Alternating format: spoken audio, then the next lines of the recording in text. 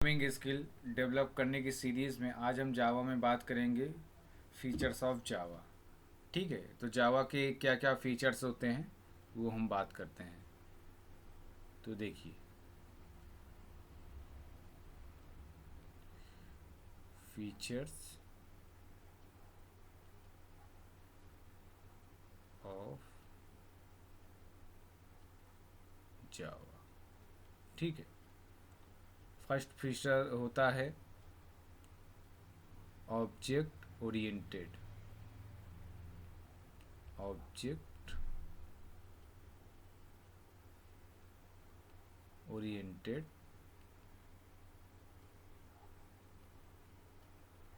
Programming language. Programming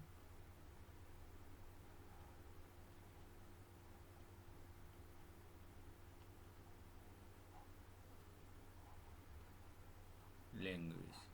ठीक है, तो ऑब्जेक्ट ओरिएंटेड प्रोग्रामिंग लैंग्वेज का मतलब ये होता है कि इसमें जो भी प्रोग्राम बनते हैं जावा के, उसमें क्लास और ऑब्जेक्ट, विदाउट क्लास और ऑब्जेक्ट के प्रोग्राम नहीं बनता है। जैसे मान लो जो बच्चे जो स्टूडेंट बीसीए या एमसीए कर रहे होंगे, ठीक है, तो वो सी या सी प्लस प्लस में क्या है, वो प्रोसीजरल ओरिएंटेड लैंग्वेज भी है। जैसे विदाउट क्लास या ऑब्जेक्ट के प्रोग्राम बन जाते हैं, बट जावा बिना क्लास और ऑब्जेक्ट के प्रोग्राम नहीं बनते हैं। तो इसलिए इसको बोलते हैं ऑब्जेक्ट ओरिएंटेड प्रोग्रामिंग लैंग्वेज। इसमें क्लास और ऑब्जेक्ट यूज़ करके हम प्रोग्राम बनाते हैं। ठीक है, सेकेंड, जावा के प्रोग्राम कंपाइल भी होता है और इंटरप्रेट भी होता है।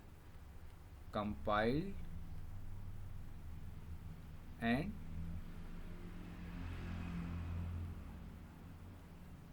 Interpreted language.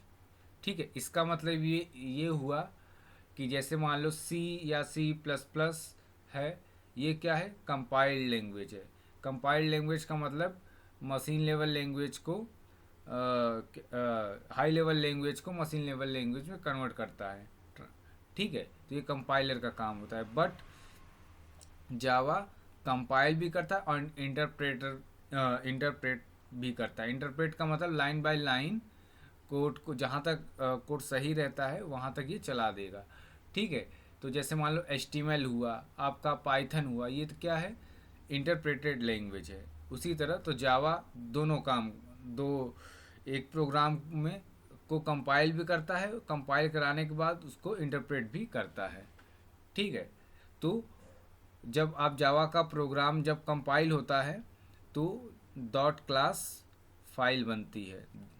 ठीक है, तो जिस नाम से क्लास रहेगा उस नाम से, जैसे मान लो अगर आपने डॉट जावा नाम से AB डॉट जावा नाम से सेव किया, ठीक है, प्रोग्राम, तो अगर हम इसको कंपाइल कराते हैं तो कंपाइल के लिए हम लिखते हैं जावा सी। क्या लिखते हैं, जावा सी, फिर प्रोग्राम, ये फाइल का नाम लिखते हैं। फिर उसके बाद जब रन कराते हैं, ठीक है, जैसे आप कंपाइल कराओगे तो एक डॉट क्लास फाइल बनेगी। मान लो टेस्ट नाम का एक हमने क्लास बनाया था, तो उस नाम से एक टेस्ट डॉट क्लास नाम से एक फाइल बन गया।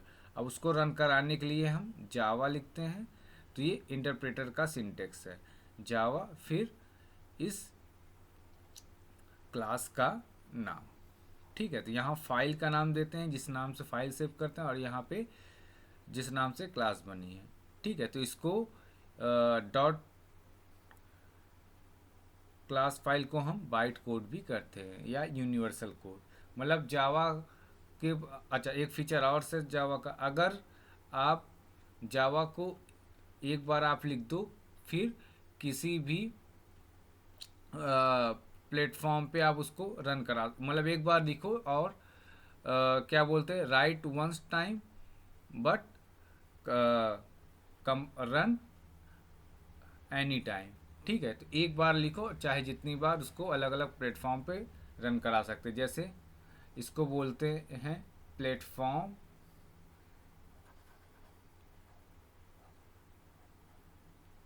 प्लेटफॉर्म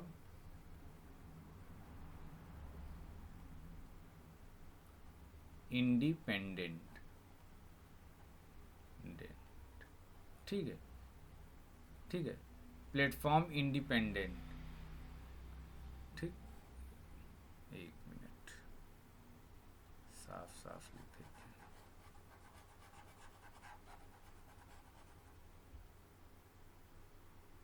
ठीक है,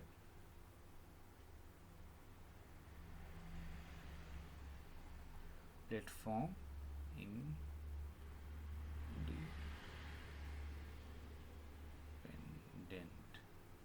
ठीक है। इसका मतलब ये हुआ कि जावा को आप मान लो विंडोज़ पे उस प्रोग्राम को आपने बनाया, अगर आप लिनक्स ऑपरेटिंग सिस्टम पे रन कराना चाहते हो तो वो एक यहाँ पे आप कंपाइल करा लो, तो उस आप लिनक्स पे रन कराना चाहते हो तो रन हो जाएगा, आप मैक ओएस ऑपरेटिंग सिस्टम पे रन कराना चाहते हो तो हो जाएगा। ठीक है, तो इसको बोलते हैं प्लेटफॉर्म इंडिपेंडेंट। ऐसा फीचर्स ना तो आपके सी लैंग्वेज में था ना आपके सी प्लस प्लस। ये क्या है? Platform dependent language. इसका मतलब ये हुआ अगर वो विंडोज़ पे बना हुआ है प्रोग्राम तो विंडोज़ पे ही रन होगा, अगर लिनक्स पे बना हुआ है तो लिनक्स पे ही रन होगा। तो इस तरीके के प्रोग्राम को हम प्लेटफॉर्म डिपेंडेंट कहते हैं, और जो एक से ज़्यादा अलग अलग ऑपरेटिंग सिस्टम पर रन होता है उसको बोलते हैं प्लेटफॉर्म इंडिपेंडेंट। तो जावा क्या है? प्लेटफॉर्म इंडिपेंडेंट लैंग्वेज है। ठीक है, उसके बाद ठीक है, उसके बाद जावा क्या है? सिक्योर लैंग्वेज है। ठीक है, सिक्योर का मतलब इसमें जो भी मान लो जो भी वेरिएबल्स हम बनाते हैं वो क्या होते हैं? इसमें प्राइवेट बनते हैं। ठीक है, तो इसको हम फंक्शन के थ्रू एक्सेस करते हैं। जैसे अभी मैं आगे जब फंक्शन आपको पढ़ाएंगे तो आपको बताएंगे कि किस तरीके से ये वर्क करता है। तो विदाउट इसके क्लास वेरिएबल को हम विदाउट फंक्शन के थ्रू हम एक्सेस नहीं कर सकते हैं। ठीक है, तो ये क्या है? सिक्योर लैंग्वेज है। ठीक है, ठीक है, तो कोई भी सॉफ्टवेयर जावा में बनते हैं तो वो सिक्योर होते हैं। ठीक है, उसके बाद ये क्या है? रॉबस्ट लैंग्वेज है। ठीक है, रॉबस्ट मतलब जैसे मान लो कि अगर इसमें एक्सेप्शनल हैंडलिंग के फीचर्स भी होते हैं। ठीक है, जैसे मान लो जीरो से हम किसी भी अगर नंबर को डिवाइड करते हैं तो वहाँ जैसे 10 से डिवाइड करेंगे तो वहाँ पे एक्सेप्शन आता है, एरर आती है, तो उसको ये हैंडल करता है। तो ये क्या है? Robust language. उसके बाद जैसे मान लो अगर आपका जैसे मान लो सी या सी प्लस प्लस में हम लोग कोई भी मेमोरी बनाते थे तो वो मतलब गार्बेज स्टोर होता था। ठीक है, तो उसमें हम जीरो इनिशलाइज करते बस। बट इसमें ऐसा करने की ज़रूरत नहीं पड़ता, इसमें बाय डिफ़ॉल्ट वो इनिशलाइज ज़ीरोस कर देता है। या आप मान लो अगर कोई मेमोरी बनी है तो वो ऑटोमेटिकली गार्बेज वो उसको वो हटा देता है। ठीक है, तो ये फीचर्स होते हैं जावा में। ठीक, तो ये सब इसके फीचर्स हैं। तो आई होप आप लोगों को ये फीचर्स जावा के समझ में आया होगा।